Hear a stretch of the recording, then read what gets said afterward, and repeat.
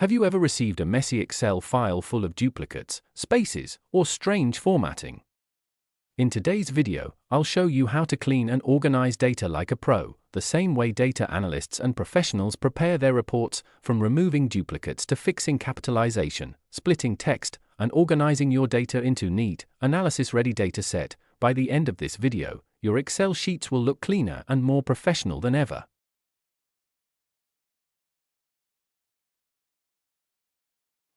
All right, some have asked, what is data cleaning?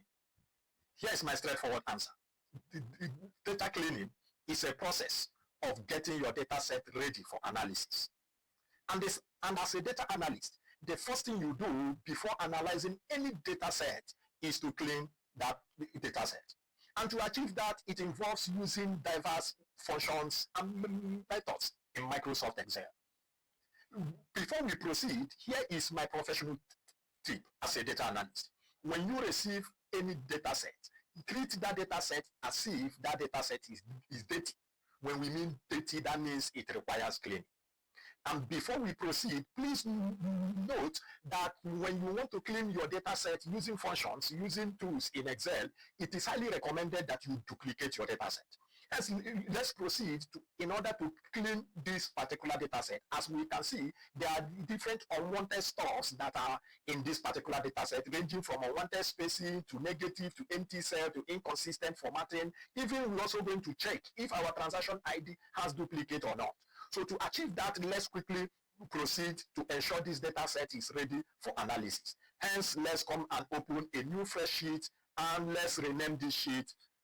Let's call it duplicates. All right, now having done that, we are going to come over to this, get this, hold Control Hold Shift, forward arrow, and then down arrow to highlight the entire range, Control C to copy. Let's get over to this and then paste it, Control V to paste. Now having done that, let's give it auto fit by double clicking anywhere here after highlighting the entire range. Hence, let's zoom in a bit. We have this. Beautiful. Now, having achieved this, having understand that, the next thing we are going to be doing is to start from transaction ID. What are we going to do in transaction ID to check for duplicates? And why are we using transaction ID is that in this data set, we are going to understand or agree that transaction ID is our primary key. What that simply means as primary key in database, it simply means a unique identifier. This is what we use to trace every transaction in this record, in this table. Hence, no transaction is expected to be repeated. If not, is what we refer to as double entry. So to eliminate that, we are going to look for duplicate here and then remove any duplicate if there is any. To achieve that, let's click anywhere within the data range and then Control A to highlight the entire data set, and then go over to the data tab and come over to the data tool groups, and then select this icon called remove duplicate. Once we click on it, this dialog box will appear. We go over to unselect all and select only the transaction ID. That is our point of reference. And then we click OK. It's telling us that here we have 16 duplicate value found and removed, not just found, got removed. And then we now have remaining 200 unique values. That is okay by us. We say OK.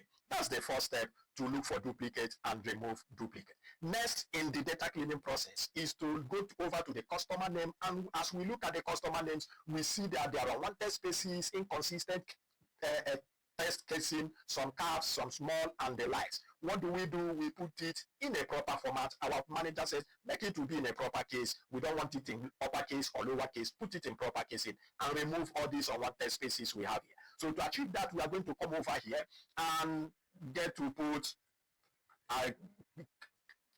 create a helper column on customer name. Having done that, we come over to this. To remove the unwanted spacing and then the inconsistent casings, we are going to make use of text functions called the proper function and the trim function. To do that, we are going to say equals, we put proper. Then inside proper, we are going to type the trim function. This is the trim function. What does trim function does is to remove any unwanted spacing. Once you remove any unwanted spacing, then proper, we convert it to proper case. Then it's asking us, what text do you want to work on? This is the column we are looking for. And then close your parentheses, the number of parentheses open. Here we open two parentheses, we close twice, and we hit enter. As you can see here, automatically everything is in order, and that's what we want. Then we come over to this and use our autofill handle and double click to fill the entire range. You can see as Jen Smith, there is no other unwanted spacing. Everything is in order. The capital letter of Brown is in proper case, and that is what we want it to be. Now the next we have to do is to take this value and replace it with what we have here. But we can't just come here and say, let's delete this. If I delete this, for example, you notice here, this is deleted. Why? Because this is gotten from this. So how do we do that in order to not, for these corrected ones to remain? Let's press Ctrl Z to get back. What we are going to do is that we are going to highlight all this range, hold Ctrl, hold Shift, press the down arrow to highlight the entire range, and then press Ctrl C to copy. Now, once we have copied that, what we are going to do is that we are going to paste it over these ones, but we are not going to just paste it straight like that by pressing Ctrl V. We are going to go over to Home. Under Home, click on this paste, and then paste as values. So once we do that, what we now have here is what is in this case, and then we can come over to this, hold Ctrl, hold Shift, press down arrow, and delete the entire range. Here we have the customer name, well cleaned and well structured. The next is going to over to the email. When you look at the email, you see some that has invalidemail.com and invalidemail.com. That means there is no email associated to this particular transaction. What do? We are going to look at this and replace it with, let's say, not available. To do that, we are going to click on this, hold Ctrl, hold Shift, press the down arrow to highlight the entire range. We haven't done that. We are going to come over to this, find and replace. We are going to select this, replace. This option will come up. Now in this place, we are going to remove this and we type invalid. We can type here, what are we finding? Find invalid -email.com. So once we find it, what do we want to replace? Replace with not available. Replace it with not available.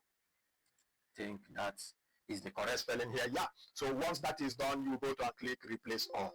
So it shows us that 24 replacement is done, and then we say okay, and then we close our stuff. Here we have eliminated the invalid email with the not available, and that is how we get rid of that particular stuff. Now moving over to the transaction date, as you can see, these dates are inconsistent in formats. This one is aligned left, this is aligned right. But in a case where both of them are aligned to the left or to the right, if you want to check to know if these are correct date or if these are dates, you can use this function called equals to is number. You are going to type is number. That's what we have here. Double click, select the value. If it returns true, then that is number. If it returns false, it's not a number. So we hit enter. Automatically it returns false. That shows this not a number. Why? Date, numerical values, both date and numerical values are regarded as numbers. If we double click, you notice that some are true, some are false. Hence, to make this date to be consistent, this is regarded as general, this is regarded as date. To bring them in a consistent date format, we are going to click here, hold Ctrl, hold Shift, press the down arrow.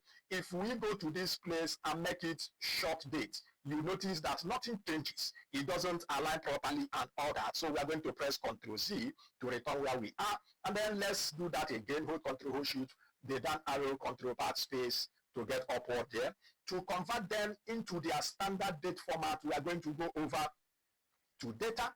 Under data, we are going to go to text to columns, click on text to columns, come over to this, click next, click next, and then finish. Of course, automatically, it makes all of them to be in date format. Hence, we can go over to home, and then you can select either long date, short date, and what have you to make it consistent. Here, I'm going to click on short date. You can see that all of them are aligned to the right. One of the things you use to know a text and the number is that text is always aligned left and numbers or numerical values always aligned to the right. Having understood that, we move to get our product category column cleaned and ready. As we can see, there is also inconsistent spacing. There is some are small letters, some are capital letters, some are improper casing, and that. How do we rectify it? We are going to rectify it using the same pattern we use here. So we are going to say equals, proper, and then we enter the trim function. What do we want to convert this? And then close parentheses twice, and we hit enter. Automatically, it converts it to a proper casing, and then double click that to get other ones done in their order. Hence, the next thing we do is to copy, Control C, like we did on this. Once we copy it, head over to home, come over to paste. You come to paste over these ones, click here, and then come over to this and paste as value. Once that is done, you can see that already is pasted as values. We can come over to this. Hold Control Shift, press down arrow, and then press the delete button to delete all. Now we are getting to the final two. This is sales amount. Now in sales amount, you will notice there is negative, there is also blank cells. You also look for outliers based on this particular sales amount. Now to remove the negatives, for example, this our manager might look at, okay, this is a mistake to put the hash sign and what have you. Let every negative be turned to positive. Leave the values, let all negative be turned to positives. So you are not coming to come over to this and remove this and that. What you just need to do is to come here, hold Control Shift, press the down arrow again to highlight the entire range. So you see we have some empty spaces here. I think that is the 200. That's where it stops. Now, having highlighted the entire range, the next we do is to go to find and select option on this particular top, and then select replace. Once that comes out, what do we want to replace? We want to replace in this, anywhere you see the hash sign, then replace it with nothing. Just leave that place empty, and then you go to this. It shows us that we made 6 replacements, and then we say okay, and then we close our parentheses. That is what we have. Then the next also we are going to be looking at is that we have spacing here. We have space here. We can use replace we can put 0 in them, or we put missing. Either way, I'm going to show us how to do the two, but here we are going to use find and replace. Go to replace here. What are we looking for? If it's empty, then give me 0. Now what that is, then we come over to and say replace all. Now it shows us it's done 10 replacement. Anywhere there is empty cell, you replace it with 0. And that is to ensure that analysis can be done on this, because we don't run analysis on strengths. That's why I don't recommend us putting missing here. If you put missing, that means you are going to remove every missing value, filter out every missing value. However, if that particular entry is needed for us, then we can as well put it to be 0, depending on what our manager wants. If our manager wants to remove every missing values, of course we can filter it out and then get our analysis ready get our data set ready for our analysis. However, I recommend to put it 0. 0 doesn't have any effect on this particular data. However, when we are looking for average sales, average values, this 0 can impact our results. This 0 can impact our results. Hence, if the need be to remove this, we can come over to this, go to sort and filter, come to filter, come over to this place, and then remove the 0 button and say okay. Here we filter out our data set. Or you will make use of the filter function. If you want to learn more about filter function, feel free to check one of our videos on this channel where we taught extensively on filter function for your data analysis. All right, now finally on this particular tutorial, we are going to ensure that our region is let's remove this filter button. We're going to ensure that our region is formatted in the right way as regards to other ones we have here. To do that, we are going to make use of the proper case function. We say equals to proper. That's what we have. And then click on this, hit enter. Automatically, that makes it to be in proper casing. Double click using the auto fill handle. That one is done. The next, as usual, we Control C to copy, and then come over to this, head over to our paste, come to paste as value. We paste it as value. You can see everything here is in order. And then we can come here, we Control Shift to highlight the range and press the delete button to delete everything. And we can also delete this come over to this place and come over to this and say clear all.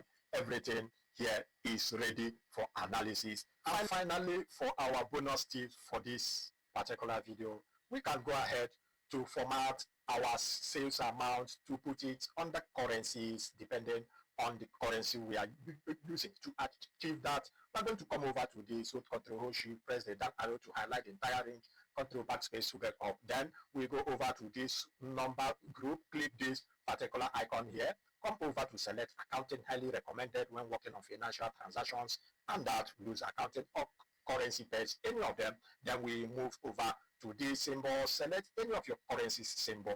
Here I'm going to go down to choose Naira, any of these from Edofola, Hausa, Ibibio, Igbo, Kanuri, Yoruba, any of this is accepted. Click on any, and then if you don't want it to be in 2 decimal places, you remove the decimal places. However, when you look at this data set, you see that it has some decimal places, and then we say okay, here our data is formatted as in currency. And then when you look at this, because it's 0, we see that XZ did not agree or did not put it 0 Naira, because there is nothing like 0 Naira or $0.